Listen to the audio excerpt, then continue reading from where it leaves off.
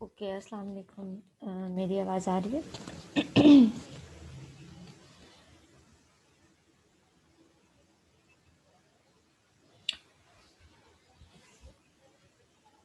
ठीक है जी। सबसे पहले तो ये है कि मैंने आपके साथ कल टाइम टेबल शेयर किया था, ठीक है? अ, उसमें आपके लैब का स्केड्यूल था। We have psychomotor domains lab on coming Sunday, ठीक है? और आपने उसमें चेक कर लिया होगा कि आपकी, क्योंकि आप लोग 2 आईडीज़ में स्प्लिट हुए हो, ठीक है? तो आईडी वाइज़ ही है। एक आईडी का जो है वो मॉर्निंग शिफ्ट में है फ्रॉम 8:30 टू आई गेस 10:30 और 10, और दूसरी आईडी का जो है वो आफ्टरनून में, ठीक है? तो आप लोग 2 सेशन में ब्रेक हुए हो। तो जिसकी जो आईडी है, जिसकी जो टाइमिंग्स हैं, वो उसी में आएगा यूनिवर्सिटी और उसी में लैब परफॉर्म करेगा, ठीक है? मैं इस आईडी में नहीं उस आईडी में आऊँगा, उस आईडी में नहीं इस आईडी में आऊँगा, ये नहीं होना चाहिए, ठीक है? आप अपने स्केड्यूल के लिहाज से जिस आईडी में आप रजिस्टर्ड हैं, उसी आईडी में आप यूनिवर्सिटी आएँगे संडे को, ठीक है? अच्छा, दूसरी बात ये है कि जो बच्चे 1-2 बच्चों ने मुझसे कॉन्टैक्ट किया था कि मिस हम आउट ऑफ द सिटी हैं, तो हम क्या करें? तो बेटा, आउट ऑफ द सिटी हैं तो अब आप कराची वापस आ जाएँ, क्योंकि ज़ाहिर है ग्रेजुअली अब यूनिवर्सिटी खुलेगी। अभी लैब्स हो रही हैं, फिर इंशाअल्लाह ताला मिड टर्म के बाद शायद जो है वो क्लासेस भी स्टार्ट हो जाएँ आपकी, तो अल्टीमेटली आपको आना तो पड़ेगा ही। और अब जो है ये, क्योंकि खाली एक संडे की बात नहीं है जो आपको लिवरेज दे दिया जाए, ये अब हर संडे को आपकी लैब हुआ करेगी, तो ज़ाहिर है I can't give you that much leverage, ठीक है? जो बच्चा जो है मैं संडे को जो है वो मैं प्रॉपर अटेंडेंस मार्क करूँगी, और जो फिर नहीं आएगा तो ऑब्वियसली वो ड्रॉप हो जाएगा 2 या 3 लैब्स के बाद, ठीक है? तो अल्टीमेटली आपका आना कंपल्सरी है, सही है? अदरवाइज़ आप जो हैं वो अलाउड नहीं होंगे फिर फाइनल लैब देने के लिए, और आपको ड्रॉप भी कर दिया जाएगा, आपकी एब्सेंसीज़ मार्क होंगी, ठीक है? तो आना ज़रूरी है और लाज़मी आना है। दूसरी बात ये है कि आपको संडे को जब आप आएँगे, तो मैंने शुरू में अनाउंस कर दिया था कि इस बार जो है वो आपको मैनुअल्स हार्ड कॉपी में सबमिट करवाने हैं from lab number 1 to lab number 13, सारी लैब्स, ठीक है? तो जिस तरीके से आपकी लैब्स के प्रिंट आउट की बुकलेट बनती है, उसी तरीके से आप बुकलेट बना के और लैब सबमिट करवाएँगे। लैब 1, 2 और 3 क्योंकि मैं ऑनलाइन कंडक्ट करवा चुकी हूँ, तो मैं उसका जो है वो 3 का भी हाफ पार्ट ना, सही है? तो जो मैं ऑनलाइन सबमिट करवा चुकी हूँ, ज़ाहिर है उसके प्रिंट आउट्स आपको दोबारा लगाने की ज़रूरत नहीं है, इट्स ओके। मैं उसी को देख के सॉफ्ट कॉपी में ही चेक कर लूँगी, लेकिन जो लास्ट में हार्डवेयर पे करवाऊँगी, तो ज़ाहिर है फिर आप उसका हार्ड कॉपी मैनुअल ही सबमिट करवाएँगे मुझे। तो आप जब संडे को आएँगे तो आप मुझे अपने साथ लैब मैनुअल्स लेके आएँगे, ताकि आपको वहाँ परफ़ॉर्म करने में भी आसानी हो, और फिर अल्टीमेटली मैं वहाँ हैंड टू हैंड उसको चेक भी कर लूँगी, ठीक है? तो ये सारी बातें थी जो जिस पे आपको लाज़मी अमल करना है। दूसरी बात ये है कि इस वीक तो नहीं, क्योंकि अभी ज़ाहिर है संडे करीब है। नेक्स्ट वीक जो है, नेक्स्ट जो संडे आएगा उसमें फिर मैं आपकी प्रोजेक्ट की प्रोग्रेस भी चेक करूँगी, ठीक है? कि आपने कितना प्रोजेक्ट बना लिया है और किस हद तक प्रोजेक्ट पे काम कर लिया है, ठीक है? तो नेक्स्ट संडे को फिर आपको मुझे प्रोजेक्ट प्रोग्रेस भी दिखानी होगी। इस संडे नहीं, संडे तो हम खाली लैब करेंगे, लैब में लैब परफॉर्म करेंगे, दैट्स इट। अच्छा, क्योंकि साइकोमोटर डोमेन्स की लैब है और हमें ड्यूरेशन पूरे 3 घंटे की नहीं मिल रही है, हमें मेरे ख्याल से 1.5 घंटा मिल रहा है लैब्स करने के लिए, सही है? और हमें लैब्स मिस भी हो चुके हैं, ज़ाहिर है, तो हमें तेज़ी से करना होगी, इसलिए थ्योरेटिकल पार्ट में बहुत ज़्यादा लैब में एक्सप्लेन नहीं कर पाऊँगी, क्योंकि जो सेंसर्स अल्टीमेटली हमने थ्योरी में पढ़े हैं, और वही सेंसर्स हम लैब में उसको परफॉर्म करेंगे, हार्डवेयर उसका परफॉर्म करेंगे, टास्क एक्सपेरिमेंट उस पर परफॉर्म करेंगे, जो टॉपिक्स मैं पढ़ा चुकी होंगी थ्योरी में वो मैं वहाँ पे लैब में दोबारा एक्सप्लेन नहीं करूँगी, उस पर टाइम कंज्यूम नहीं करूँगी। हम कोशिश करेंगे कि जिस हद तक हो सके हम हार्डवेयर पे अपना टाइम इन्वेस्ट करें और हम हार्डवेयर लर्न करने की कोशिश करें कि हम किस तरीके से उसको यूज़ कर सकते हैं। ठीक है। हाँ, अल्टीमेटली जो कोई ऐसा टॉपिक हुआ जो आपने नहीं पढ़ा हुआ थ्योरी में और वो लैब में पहले आ गया है, सही है, तो अल्टीमेटली मैं उसको एक्सप्लेन कर दूंगी जितनी उसकी ज़रूरत होगी। अदरवाइज फिर हम लैब के पैटर्न से ही काम करेंगे। ठीक है।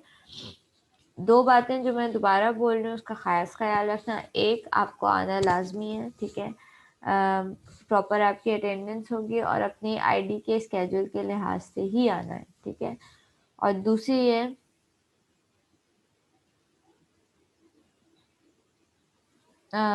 यासिर, लेक्चर बहुत लेंदी नहीं होगा तो आपको लेना पड़ेगा, कोई बात नहीं। I will. ठीक है। जब तक चल रहा है इसको ऐसे ही कंटिन्यू रखो। अच्छा, खैर, दूसरी बात तो ये, पहली बात ये कि आपको अटेंडेंस लाजमी है। दूसरी बात ये कि आपको हार्ड कॉपी में लैब मैनुअल्स लाजमी लेके आना है। ठीक है। इस दो बातों को याद रखो। अच्छा, लेक्चर स्टार्ट करते हैं। सही है। फिर भी कोई क्यूरी हो तो मुझसे डिस्कस कर लेना लैब्स के हवाले से, अदरवाइज संडे को इंशाल्लाह ताला मिलते हैं। अच्छा जी, माउस कहाँ गया मेरा? Here it is. Let's start the lecture. Okay. कल मैंने बताया था कि हम जो है वो एक और सेंसर आज पढ़ेंगे। ठीक है। और ये प्रोबेबली टेम्परेचर सेंसर का लास्ट सेंसर है। ठीक है। हमने काफ़ी सारे टेम्परेचर सेंसर्स देख लिए, this is the last one. और इसी के साथ भी हम आज दूसरा स्ट्रेन गेज भी स्टार्ट कर देंगे। ठीक है। तो AD590 is also a temperature sensor. ठीक है। जो किस तरीके से काम करता है, ये एक integrated two terminal integrated device होती है। जैसे आपके पास आईसी होती हैं, वो आपने देखी होंगी, जो ट्रांजिस्टर्स आईसी वगैरह आप यूज़ करते हो, बेसिकली 3 टर्मिनल डिवाइस होती हैं। 3 टर्मिनल की उसकी तीन लेग्स होती हैं। ठीक है। 8592 टर्मिनल इंटीग्रेटेड सर्किट है। ठीक है। जो बेसिकली टेम्परेचर ट्रांसड्यूसर है आपका। और ये अल्टीमेटली क्या कर रहा होता है, ये आपके पास टेम्परेचर को मेजर करके और आउटपुट पे आपको in the form of current output दे रहा होता है। ठीक है। और ये जो है वो, इसमें आप पावर सप्लाई जो है वो कितनी दे सकते हो आप, 4 वोल्ट से लेकर 30 वोल्ट तक आप पावर सप्लाई दे सकते हो। ठीक है। मतलब आप वोल्टेज दोगे इसको, एक्साइटेशन वोल्टेज 4 वोल्ट से लेकर 30 वोल्ट तक, और ये आउटपुट पे आपको टेम्परेचर के लिहाज से करंट चेंज करके देगा। ठीक है। तो ये टेम्परेचर सेंसर भी काफ़ी ज़्यादा यूज़ होता है। This is another type of temperature sensor. ठीक है। जो मार्केट में आपके यूज़ हो रहा है। ठीक है। और इसका ये अपेरेंटली दिखने में बिल्कुल जैसे आपके कैपेसिटर्स होते हैं। ठीक है। उस शेप का ये होता है अपेरेंटली। ठीक है। और ज़ाहिर है ये इंटीग्रेटेड सर्किट है, जो कुछ होता है इसके इंटरनली होता है। जिस तरह हम थर्मोकपल्स में पढ़ते थे या बाकी मटेरियल में पढ़ते थे कि मेटल से मिलके बना हुआ होता है, यहाँ पे ऐसा कुछ भी नहीं है।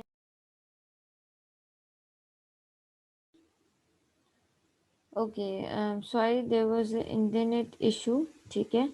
इस वजह से वो डिसेबल हो गया था। ठीक है, सही है। अच्छा जी, स्क्रीन शेयर नहीं हो रही है मेरे ख्याल से। मिनट।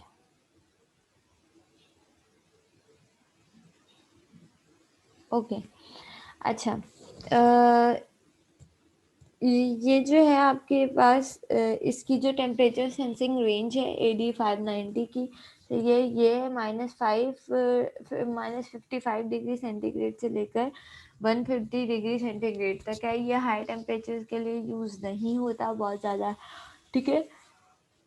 यूजुअली ये उन एप्लीकेशंस में यूज़ किया जाता है जहाँ पे हमारे पास 150 डिग्री से नीचे हमें टेम्परेचर सेंस करवाना हो। ठीक है। तो बहुत ज़्यादा हाई टेम्परेचर जहाँ फर्नेस वगैरह या इस तरह की इंडस्ट्रियल एप्लीकेशन में हम इसको यूज़ नहीं कर सकते, ठीक है। ये जो है कंपैरेटिवली इसकी कॉस्ट जो है वो लो कॉस्ट होती है, ठीक है।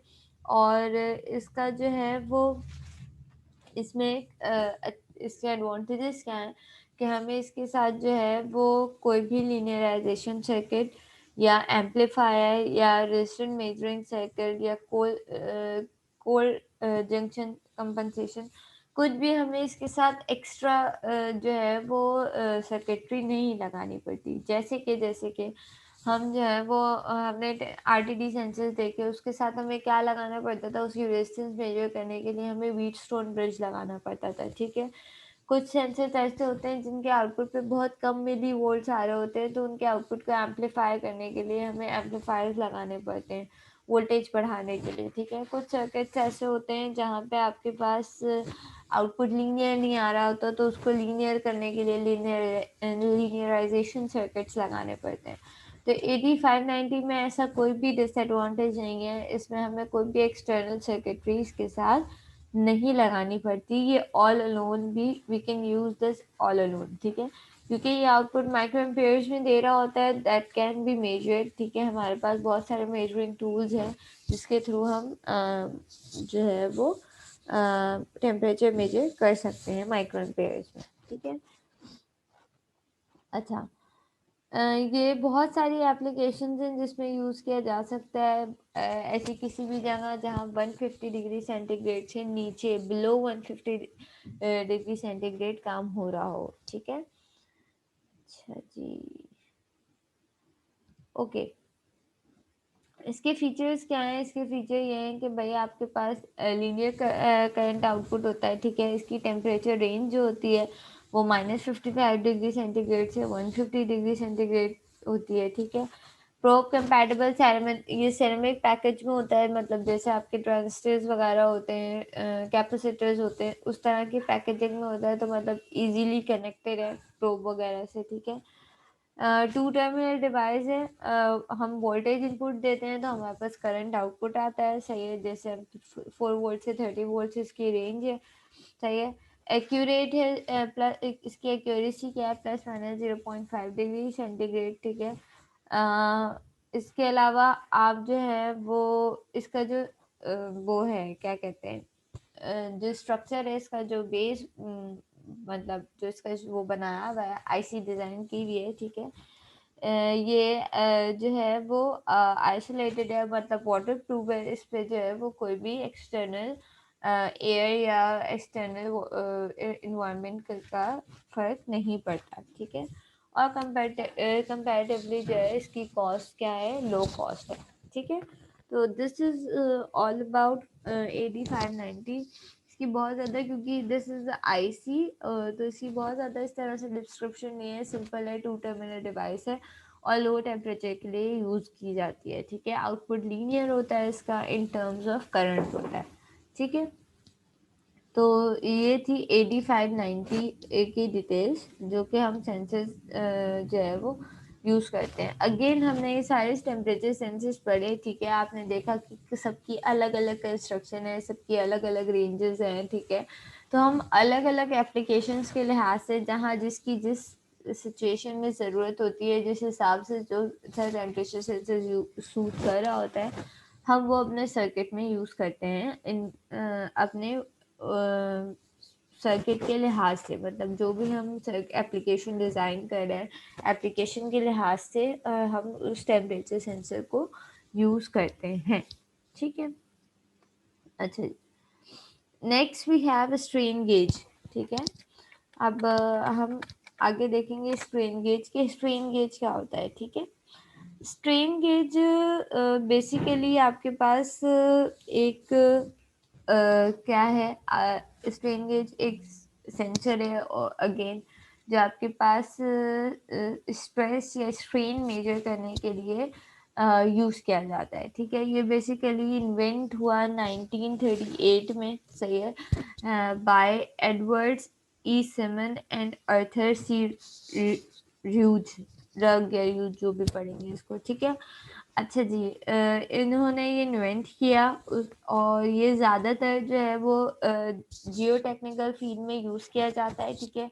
ऐसी एप्लीकेशंस जहाँ पे आपको जो है वो बिल्डिंग्स वगैरह होती हैं, टनल्स होते हैं, सही है, डैम्स होते हैं, उसके अंदर आपके पास प्रेशर या फोर्स मेजर करने के लिए ये वाला स्ट्रेन गेज यूज़ किया जाता है, ठीक है। अच्छा, अब ये काम किस तरीके से करता है, इसका वर्किंग प्रिंसिपल क्या होता है, शेप किस तरीके से होता है, ये सारी चीज़ें हम देखते हैं, ठीक है। अच्छा, स्ट्रेन गेज बेसिकली होता क्या है, सही है। एक, अगर इसकी मैंने इमेज ऐड किया है तो मैं दिखाऊं। अरे इमेज कहाँ गई इसकी। अच्छा जी, मैं इसकी इमेज अभी दिखाती हूँ कि किस तरीके से होता है। अच्छा, होता क्या है बेसिकली कि स्ट्रेन गेज आपके पास यूज़ होता है, ये आपके पास फोर्स, प्रेशर, टेंशन, वेट, इन सारे पैरामीटर्स को क्या करता है, बेसिकली कन्वर्ट कर रहा होता है रेजिस्टेंस में, ठीक है। आपके पास इनपुट पे क्या होता है, आप फोर्स अप्लाई करते हो या प्रेशर अप्लाई करते हो या टेंशन अप्लाई करते हो, तो इन टर्म्स ऑफ दिस आपका इनपुट क्या होता है, फोर्स या प्रेशर या टेंशन, तो आपके पास स्ट्रेन गेज उस आउटपुट आपको किस फॉर्म में दे रहा होता है, स्ट्रेन गेज आपके पास आउटपुट दे रहा होता है इन टर्म्स ऑफ रेजिस्टेंस, ठीक है। अच्छा, किसी भी ऑब्जेक्ट के ऊपर जब एक्सटर्नल फोर्स अप्लाई की जाती है, ठीक है, कोई भी चीज़ हो, वो सॉलिड हो, ठीक है, या कोई भी मटेरियल हो, सही है, जब आप उस पर फोर्स अप्लाई करते हो, एक्सटर्नल फोर्स अप्लाई करते हो, हर मेटल की, हर चीज़ की अपनी टेंडेंसी होती है, कुछ पे ज़्यादा फोर्स लगानी पड़ती है, कुछ पे कम फोर्स लगानी पड़ती है, लेकिन अल्टीमेटली हर मेटल पे जब आप फोर्स अप्लाई करते हैं तो उसके नतीजे में क्या होता है कि वो अपने शेप और साइज को चेंज करता है, ठीक है। जब वो अपने शेप और साइज को चेंज करेगा, सही है, अभी हम ये बात नहीं कर रहे कि कितनी फोर्स, ठीक है, वो तो डिपेंड करता है कि हम मेटल किस मेटल पे फोर्स अप्लाई कर रहे हैं, लेकिन अल्टीमेटली आप किसी भी चीज़ पे जब फोर्स अप्लाई करते हो तो वो क्या करता है, वो अपना शेप और अपना साइज को चेंज करता है, जिसकी वजह से होता है क्या, अल्टीमेटली जब किसी चीज़ का शेप और किसी चीज़ का साइज चेंज होगा तो अल्टीमेटली होता क्या है कि उसकी इंटरनल रेजिस्टेंस जो होती है वो वेरी करती है, ठीक है, उसकी रेजिस्टेंस चेंज होती है, ठीक है। और इस रेजिस्टेंस चेंज से जो है वो इस वर्किंग फिनोमेना पे जो है आपका ये स्ट्रेन गेज काम कर रहा होता है, ठीक है। अच्छा, what is the difference between stress and strain, ठीक है। स्ट्रेस क्या होती है, stress is the internal resisting capacity of an object, ठीक है, किसी भी ऑब्जेक्ट के अंदर जो इंटरनल रेजिस्टिंग कैपेसिटी होती है कि वो कितना रेजिस्ट कर सकता है, ठीक है। You know the meaning of the term resistance, ठीक है। तो कोई भी ऑब्जेक्ट किस उसकी इंटरनल रेजिस्टेंस कैपेसिटी कितनी है कि वो खुद से कितना रेजिस्ट कर सकता है, that is basically a stress, ठीक है। while a strain is the amount of deformed experience by it, ठीक है। स्ट्रेन किसे कहते हैं कि उस स्ट्रेस के नतीजे में या उस फोर्स के नतीजे में, जो हम फोर्स अप्लाई कर रहे हैं उसके नतीजे में उस ऑब्जेक्ट में कितनी डिफॉर्मेशन हो रही है, डिफॉर्मेशन मतलब कि उसकी वजह से कितना चेंज आ रहा है उस ऑब्जेक्ट के साइज में या उसके शेप में, कितना डिफॉर्म्ड हो रहा है वो, that is basically a strain, ठीक है। तो अगर स्ट्रेस और स्ट्रेन की डेफिनेशन पूछी जाए तो what is stress, stress is the internal resisting capacity of an object while a strain is the amount of deformation experienced by it, ठीक है। तो that is the basic definition of stress and strain, ठीक है। अच्छा, उसके बाद हम देखते हैं कि भाई ये बना हुआ किस तरीके से होता है, ठीक है। ये बना हुआ इस पैटर्न से होता है कि एक आपके पास शीट होती है जिसके ऊपर मेटालिक फॉयल जो है वो क्या किया जाता है, उसको पेस्ट किया जाता है, ठीक है। और उसको मेटालिक फॉयल, जब मैं इसकी अगर इमेज दिखाऊं तो मैं ज़्यादा क्लियरली उसको आप लोगों को समझ में आ सकती है वो चीज़। एक मिनट रुको, let me share the image.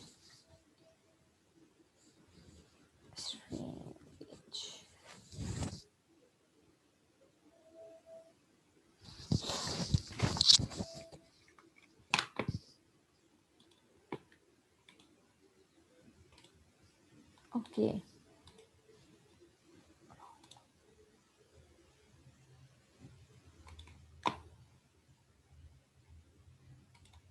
Back to the share. Okay, basically इस शेप का आपके पास स्ट्रेन गेज होता है, ठीक है। और यहाँ पे एक मिनट, ओके, ये एक शीट होती है जिसके ऊपर जो मेटालिक फॉयल है उसको जिग जैग शेप में अरेंज किया जाता है, ठीक है। इसको अरेंज करने का मकसद क्या होता है क्या है, फिर जब आपके पास इस शीट पे जो है वो एक्सटर्नल फोर्स अप्लाई होती है, ठीक है। तो ये क्या होता है, ये फॉयल जो है वो अपनी रेजिस्टेंस चेंज करता है, ठीक है।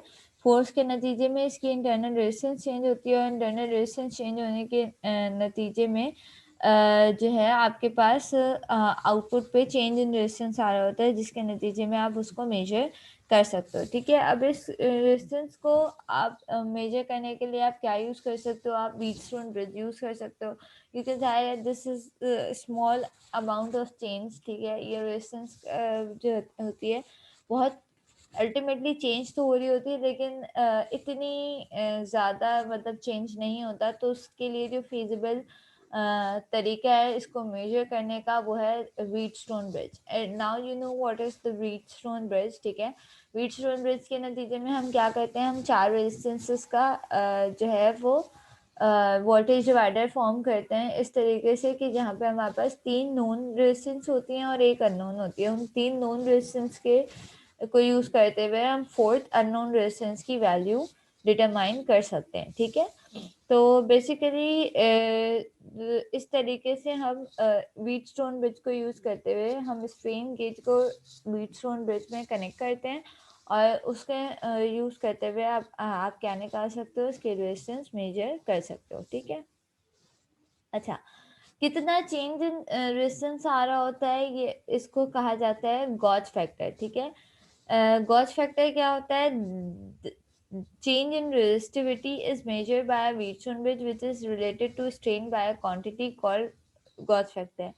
कि स्ट्रेन अप्लाई करने में कितना चेंज आ रहा है रेजिस्टेंस में, इसको क्या कहा जाता है, गॉज फैक्टर कहा जाता है, ठीक है। अब गॉज फैक्टर का नीचे अभी हम फॉर्मूला पढ़ेंगे कि किस तरीके से कैलकुलेट किया जाता है, सही है। अच्छा जी, स्ट्रेन गेज काम किस तरीके से करता है, ठीक है।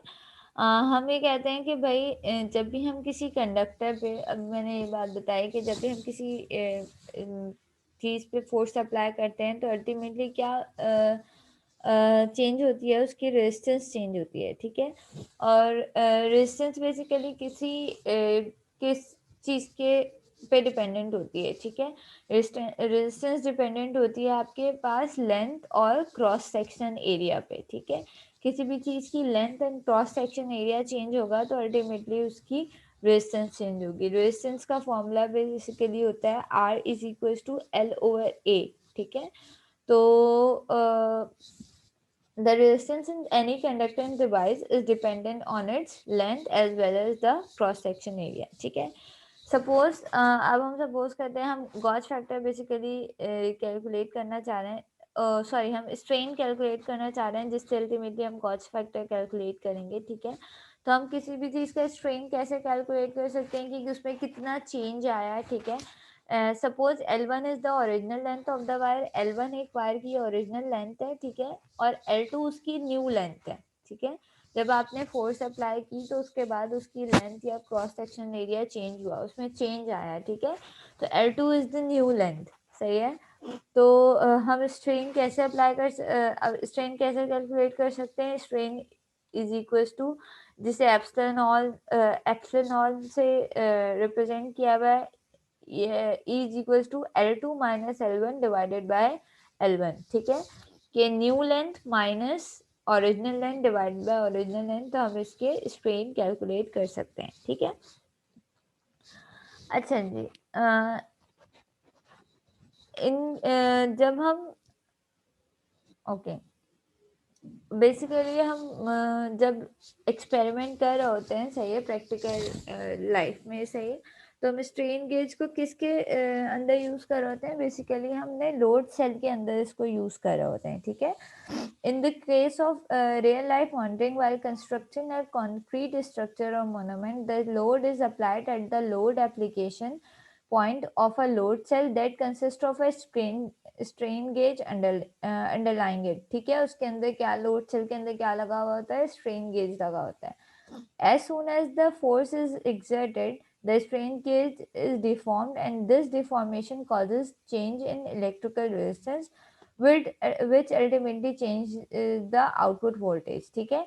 तो हम क्या करते हैं कि भाई आपके पास जब आप लोड सेल पे वेट अप्लाई करते हो, फोर्स अप्लाई करते हो, तो अल्टीमेटली उसके अंदर क्या होता है, स्ट्रेन गेज होता है, और स्ट्रेन गेज क्या करता है, अपनी रेजिस्टेंस चेंज करता है। और ज़ाहिर है जब आप उसको रेजिस्टेंस चेंज हो रही है तो आप उसे ultimately in the form of voltage भी मेजर कर सकते हो, सही है। अच्छा जी, तो गॉज फैक्टर का फॉर्मूला यहाँ ड्राइव किया हुआ है। गॉज फैक्टर का फॉर्मूला किसके बराबर है, G F is equal to change in R divide by R G into epsilon R, ठीक है। चेंज इन आर क्या है, change in the resistance cause due to the strain, कितना चेंज आया है, ठीक है। और आर जी क्या है, resistance of the undeformed gauge. तो आर जी क्या होगी, ओरिजिनल रेजिस्टेंस जो पहले थी जब हमने कोई भी जो है वो फोर्स अप्लाई नहीं की थी, और चेंज इन आर क्या होगी, जो कि उसकी न्यू रेजिस्टेंस होगी आफ्टर अप्लाइंग द स्ट्रेन, ठीक है।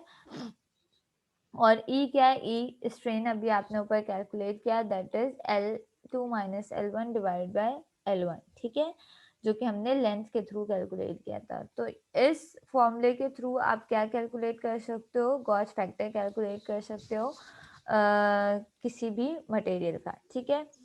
जो यूजुअली मेटालिक फॉयल के आपके पास स्ट्रेन गेज होते हैं, उनका जो गॉज फैक्टर होता है वो <2 होता है, ठीक है। आपके पास जब डेटा शीट मौजूद होती हैं तो आपको वहाँ पे स्ट्रेन गेज की, जब भी आप कोई भी सेंसर खरीदते हो या कोई भी इलेक्ट्रिकल डिवाइस करते हो, ऑफ कोर्स उसके साथ उसकी डेटा शीट होती है, तो आपको उस पर मेंशन हुआ हुआ होता है कि इसका गॉज फैक्टर कितना है, ठीक है। तो usually this gauge factor depends on the material that we are using, ठीक है। जो मेटालिक फॉयल का गॉज फैक्टर होता है वो यूजुअली <2 होता है, ठीक है। अच्छा, अगेन फिर मैंने बताया कि हम इसको कहाँ यूज़ कर रहे होते हैं, हम स्ट्रेन गेज की रेजिस्टेंस को मेजर करने के लिए हम इसको किस में यूज़ कर रहे होते हैं, हम इसको व्हीटस्टोन ब्रिज में यूज़ कर रहे होते हैं। तो हम इसके आउटपुट वोल्टेज किस तरीके से मेजर कर सकते हैं, व्हीटस्टोन ब्रिज में हम आउटपुट किस फॉर्म में मेजर कर रहे होते हैं, हम जो है वो वोल्टेज वी नॉट भी मेजर कर रहे होते हैं ना, इन टर्म्स ऑफ वोल्टेज भी मेजर कर सकते हैं, ठीक है। तो यहाँ पे स्ट्रेन वोल्टेज का form output strain S V से डिनोट किया हुआ है, उसका फॉर्मूला क्या है, E V multiply by G F multiply by E divide by 4, ठीक है, where E V is the bridge excitation voltage. Bridge excitation voltage क्या होता है, लेट मी शो यू।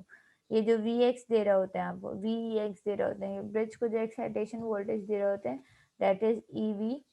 उसके बाद जी एफ आपको पता है, G F is the gauge factor, E आपको पता है, ई इज द स्ट्रेन। तो इसको यूज करते हुए आप क्या निकाल सकते हो, आप एस वी कैलकुलेट कर सकते हो, ठीक है।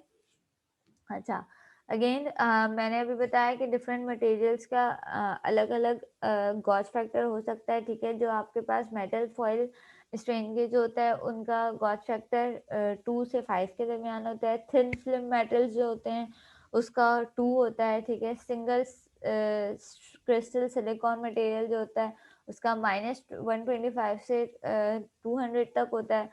पॉलीसिलिकॉन का +-30 ये होता है।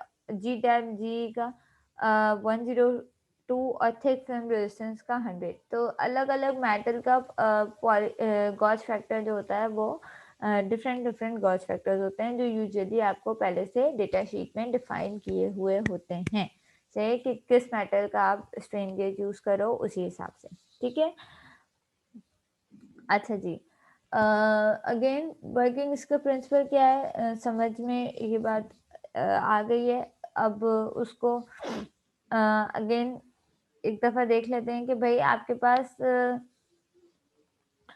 जब भी आप अगेन किसी भी कंडक्टर पे आप जब स्ट्रेच करते हो उसको, देखो हर कंडक्टर की हर मेटल की अलग-अलग कैपेसिटी होती है जिसमें आप उसको स्ट्रेच या जो है वो कंप्रेस कर सकते हो, ठीक है?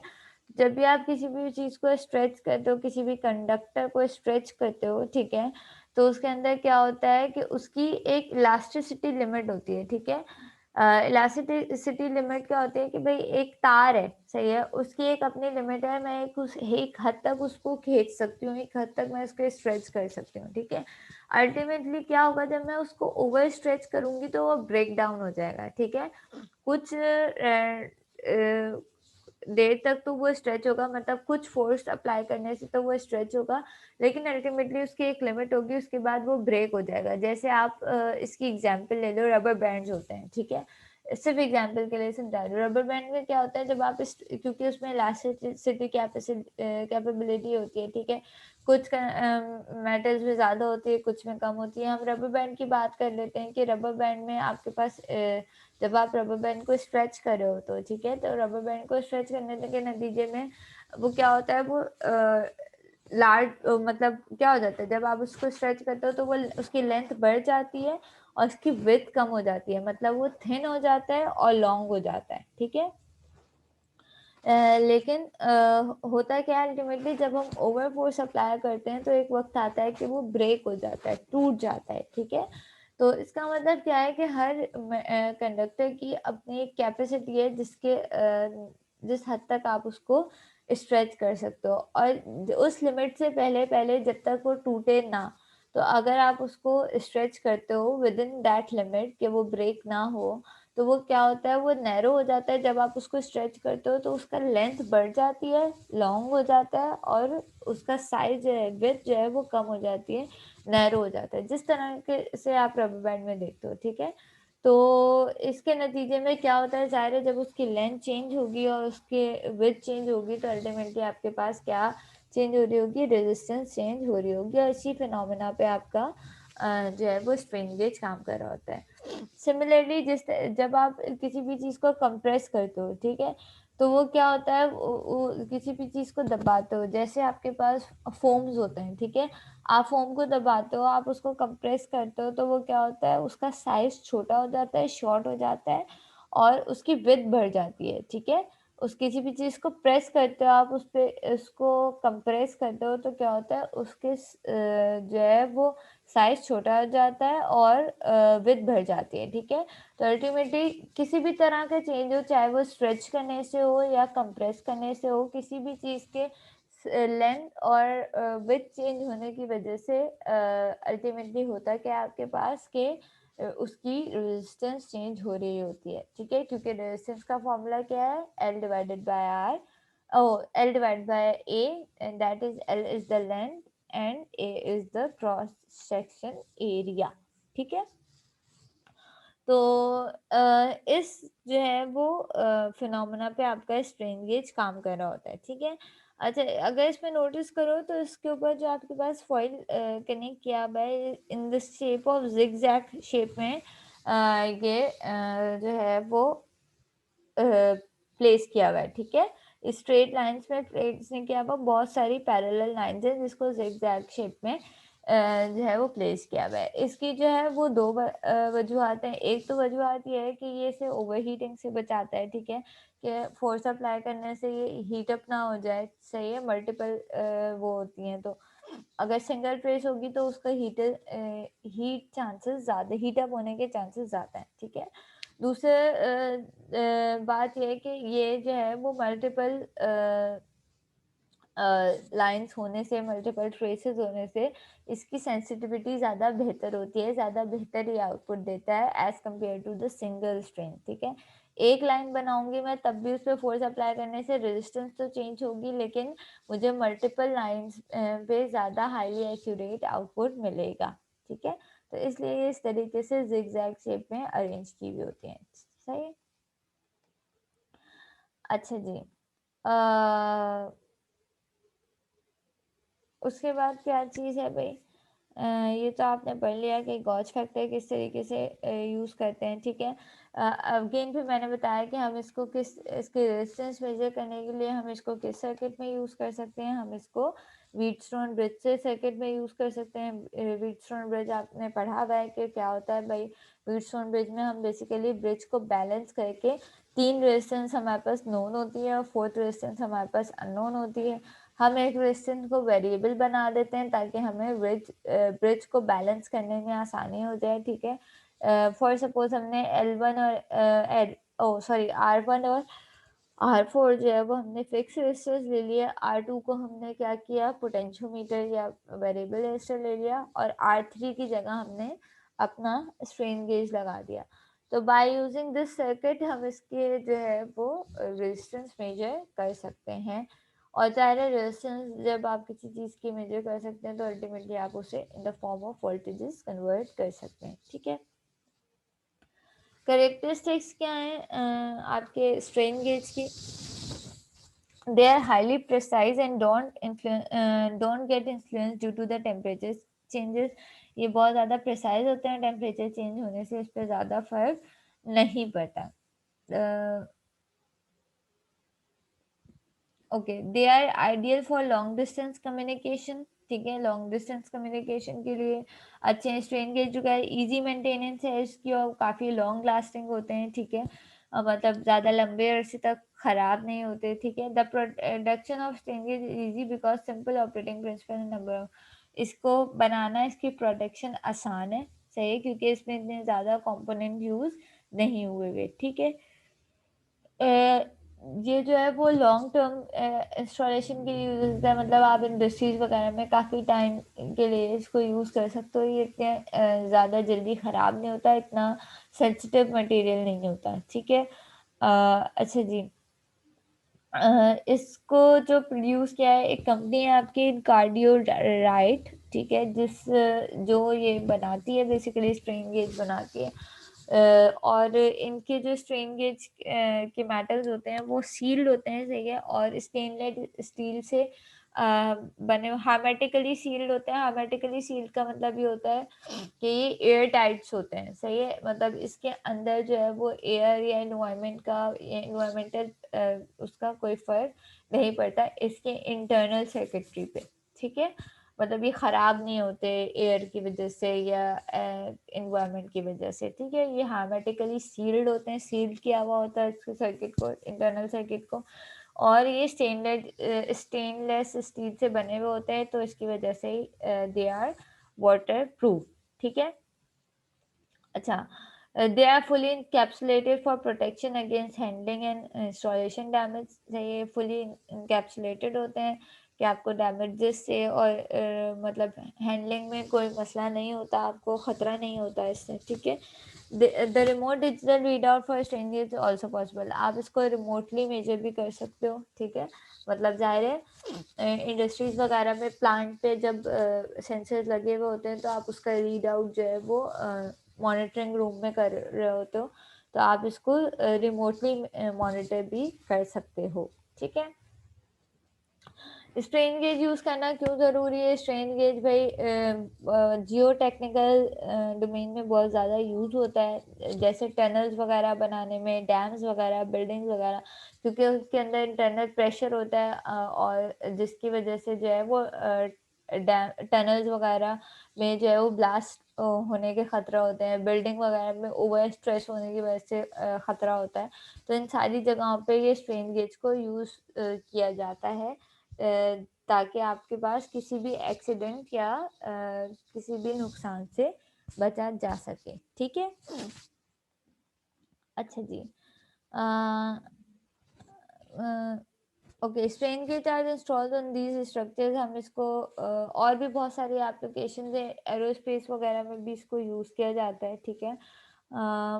चाहे एक सेंसर उसका पर्पस मल्टीपल जहाँ पे उसकी एप्लीकेशन हो सकती हैं, ज़्यादातर जियो टेक्निकल में यूज़ होता है, लेकिन उसके अलावा भी उसकी बहुत सारी एप्लीकेशंस हैं जहाँ पे आप इसको यूज़ कर सकते हो, से फॉर मेजरिंग द फोर्स और प्रेशर और वेट, ठीक है। हम लैब में भी इसको करेंगे, हम लोड सेल यूज़ करेंगे जिसके ऊपर बेसिकली हम मुख्तलिफ वेट्स अप्लाई करके और आउटपुट मेजर कर रहे होंगे, ठीक है। String gauge are installed on these structure and then the complete data from them is remotely retrievable through data loggers and readout limits। वही बात कि हम इसको remotely इसका data जो है वो read कर सकते हैं। They are considered as significant major equipment for ensuring productivity and safety। सही है, ये बहुत significant measuring equipment है जिससे आप बहुत सेफली जो है वो अपना आउटपुट मेजर कर सकते हैं, ठीक है। तो that was all about strain gauge. और इसकी जो है वो इसकी मल्टीपल टाइप्स भी हैं। जैसे आपने देखा कि अलग अलग मटेरियल्स के बने हुए हो सकते हैं, तो ज़्यादा टाइप्स के लिहाज से इसके मटेरियल के लिहाज से इसकी टाइप्स चेंज होती हैं, ठीक है।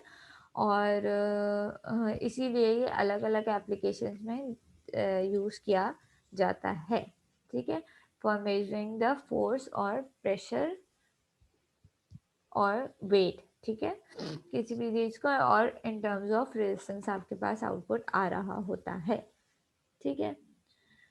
समझ में आई ये सारी कहानी?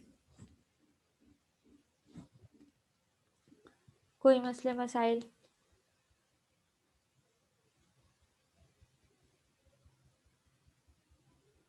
ठीक है, देखो इसमें कुछ चीज़ें स्ट्रेन गेज वाले टॉपिक में थ्योरेटिकल तो ये है, सही है, लेकिन इसमें कुछ आपके पास फॉर्मूलाज भी हैं सही, जिससे रिलेटेड आपको न्यूमेरिकल वगैरह दिया जा सकता है। फॉर सपोज आपको गॉस फैक्टर कैलकुलेट करने को दिया जा सकता है, ठीक है।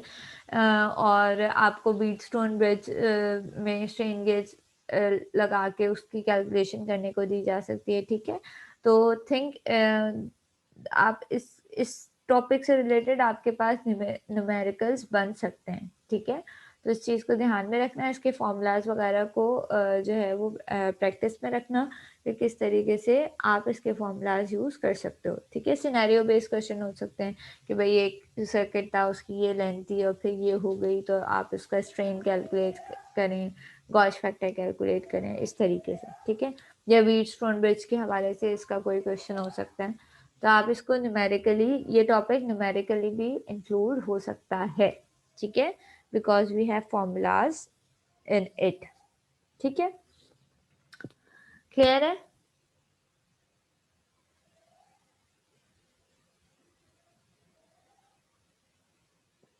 नहीं, ये बुक में नहीं है, ये मैं यही वाली स्लाइड शेयर कर दूंगी आपके साथ, ये डॉक्यूमेंट शेयर कर दूंगी, बुक में नहीं है।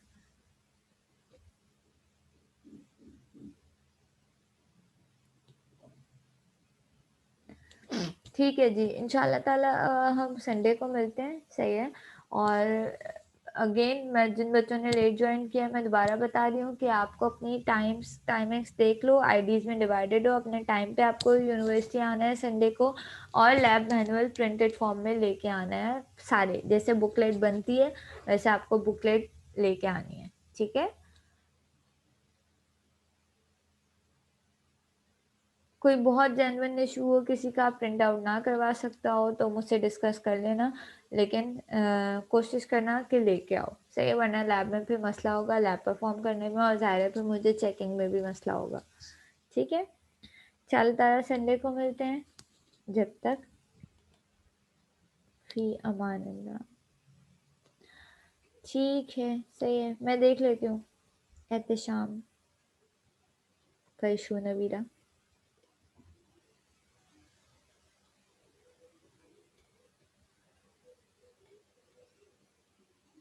अल्लाह हाफिज़।